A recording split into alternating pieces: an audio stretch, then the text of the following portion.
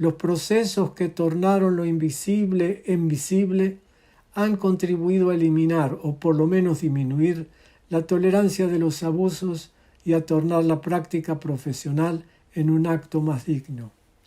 Ahora bien, las transgresiones por acción, y voy a insistir en estos conceptos ahora, porque les pido a ustedes que dejen, no abandonen, pero dejen de interesarse solamente en los aspectos clínicos de la profesión nuestra, sino que además vean ustedes las nuevas posibilidades que existen y que no necesariamente todas tienen su representación en los programas y políticas. Las transgresiones por acción no son las únicas que requieren la intervención de los sectores de los derechos humanos. Adviertan, la infracción o infracciones por omisión no son menos importantes. Es decir, por no hacer lo que corresponde hacer y lo que las convenciones determinan. Adviértase que estas infracciones afectan a grupos aún más grandes de la población que de las personas con trastornos psiquiátricos. ¿Está claro este concepto? Muy importante para mí que nos comuniquemos bien. Hay infracciones que se están produciendo y contienen consecuencias no solamente en las personas que tienen trastornos psiquiátricos, sino en todas aquellas personas que no tienen acceso a la atención correspondiente. Y vamos a ver un poco más con atención. Intervenciones enérgicas, bien formuladas y ejecutadas, podrían modificar situaciones que los profesionales de la salud mental, por lo general y aún hoy, omiten realizarlas. Acá está la crítica. Como resultado, los programas de salud mental se arriesgan a violar los derechos humanos por omisión, por no hacer lo que corresponde a la profesión hacer, no solamente por comisión, es decir, por hacer lo que sí estamos haciendo. Al mismo tiempo que está sucediendo eso, se hace caso omiso de la definición de salud de la Organización Mundial de la Salud, que guía la misión de la misma y los ministerios de salud que la integran. Ya sé, debo ser más explícito y con un cariz diferente. Veamos. Por lo general, las acciones de salud mental que los servicios desarrollan son las curativas, y en algunos países se agregan a las curativas las de rehabilitación psicosocial. Estas acciones son más efectivas, adviertan ustedes, cuanto más tempranas son iniciadas, cuando son de calidad y cuando son culturalmente adecuadas. Y son más apropiadas si se prestan en la comunidad y cuanto menos reducen el ejercicio de los distintos roles que le cabe desarrollar a las personas en la familia y en la comunidad. Pero existe hoy, aún hoy, una profunda deuda de la sociedad respecto de las poblaciones. En efecto, hoy la ciencia ha generado conocimientos sobre las posibilidades de prevenir un número importante de trastornos y condiciones. De manera casi inexplicable, la prevención primaria está poco menos que ausente en el ramillete de acciones que hoy ofrecen los servicios de salud mental. Y esto es un llamado para hacer más de programas de prevención primaria que las que están en ejercicio en la actualidad. Adviértase, esta omisión es muy grave, desde que no ejecutar acciones preventivas constituye una crasa violación de los derechos humanos porque está en las convenciones la ejecución de las acciones preventivas. Vean ustedes, existen verdaderas vacunas, entre comillas, de prevención primaria de trastornos mentales. Que no les sorprenda el término, es solamente para sorprenderlos de verdad, pero para hacerlos pensar también y guiarles la lectura. Y como muchas vacunas, también en salud mental, su uso debe ser temprano y generalizado. No obstante esa vacuna, acepten la licencia por el uso que hago de este término, esta vacuna no es administrada. Y si lo es, es escasamente en su número. Aclaremos más. Los autores de un artículo en la prestigiosa revista JAMA, de General American Medical Association de los Estados Unidos, revisan la evidencia que existe en cuanto a los orígenes de los trastornos de la vida adulta, cuyos comienzos están en edades tempranas de la vida. Voy a repetir. Los autores de un artículo revisan la evidencia que existe en cuanto a los orígenes de los trastornos de la vida adulta, cuyos comienzos están en edades tempranas de la vida.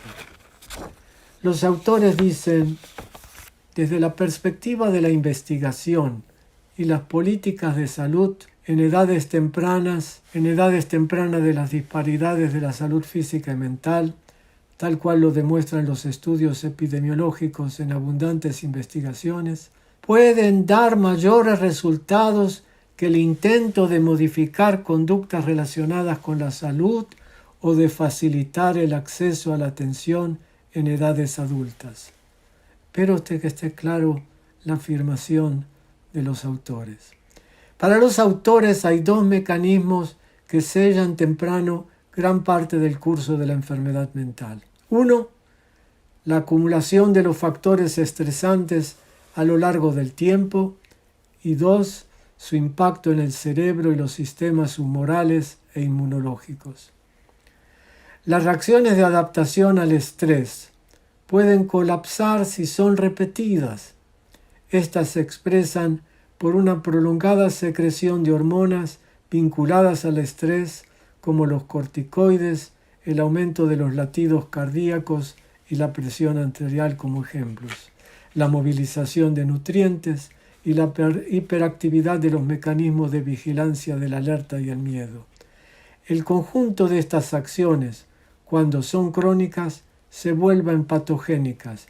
Y veamos la lámina número 7, donde están descritas. Los autores consideran un segundo mecanismo.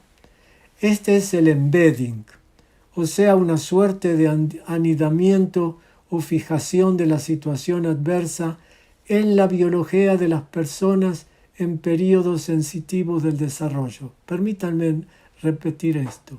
Un segundo mecanismo es el embedding, una suerte de anidamiento o fijación de la situación adversa vivida en la biología de las personas en periodos sensitivos del desarrollo.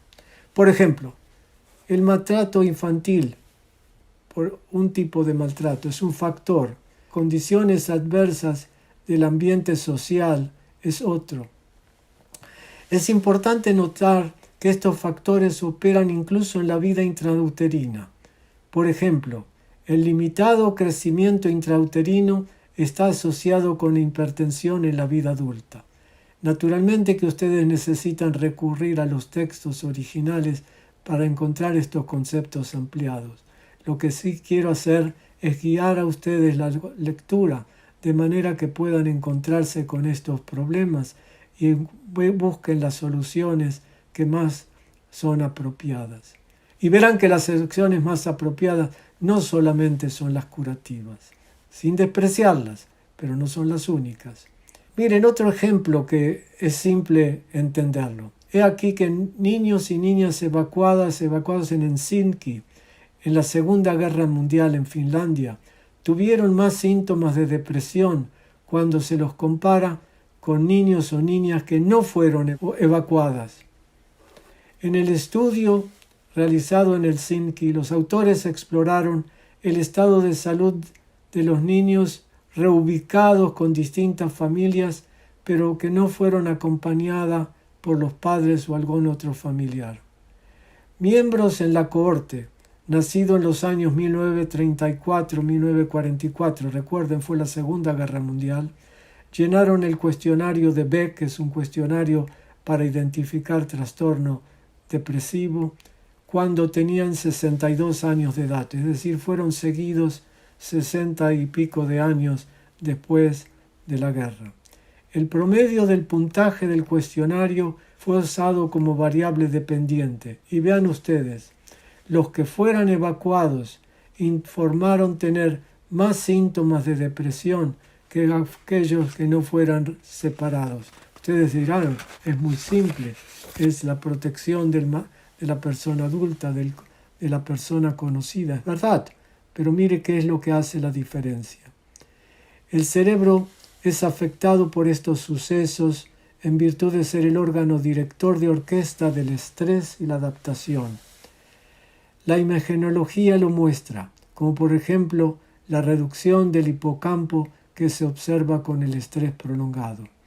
Vean ustedes el contacto que hay entre los aspectos sociales, psicológicos y físicos. Estos impactos traen cambios epigenéticos, es decir, cambios en los genes, pero no en el DNA, sino de cambios, por ejemplo, en los procesos de metilación.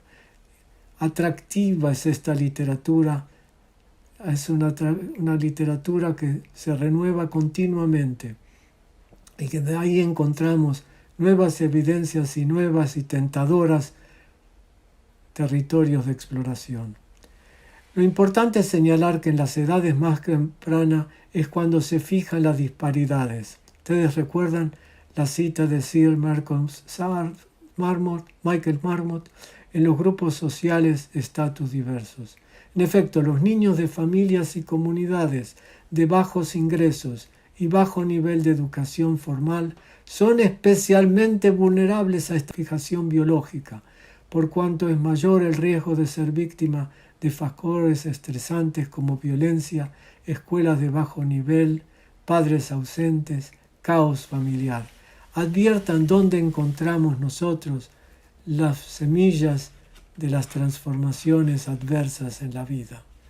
No en la edad adulta solamente, sino generados por edad temprana, no solamente atacados por la atención clínica, sino con la esperanza de que el conocimiento lleve a la acción preventiva. En presencia de estos datos, ¿cómo ocultar nuestra responsabilidad profesional? ¿Cómo podremos reducir la carga de la enfermedad mental, que es tanto mayor cuanto más bajo es el estatus socioeconómico, si nos abstenemos de intervenir en los tiempos en que se generan los trastornos, particularmente en el seno de estas comunidades? Permítanme acá una interrupción. Y ustedes me van a decir, ¿qué hay con los derechos humanos? Es que los derechos humanos, por medio de las convenciones internacionales, están dictando cuál es el camino del cambio. Nuestra lógica en salud mental peca de no gozar de lógica alguna.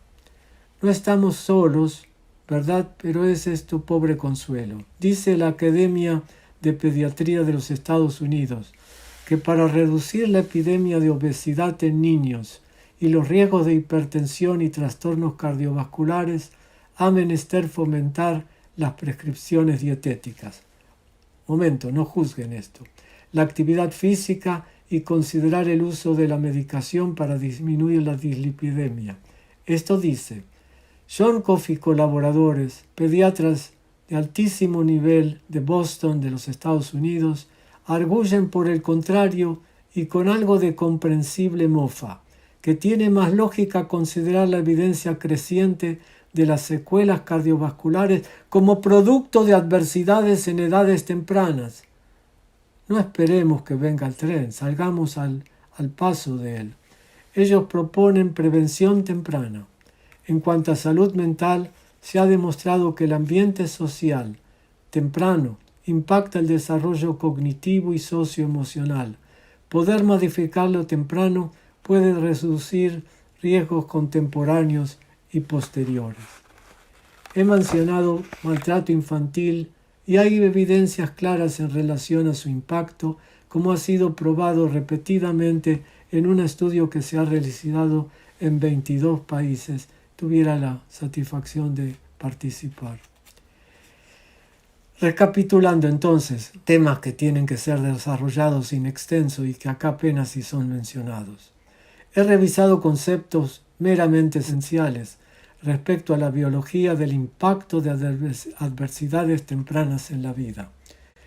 Luego mencioné, a guisa de ejemplo, un estudio que exploró el efecto de las edades de adultos de dos tipos de abusos en niños. En rigor no lo exploré, solamente he hecho mención de que el estudio existe.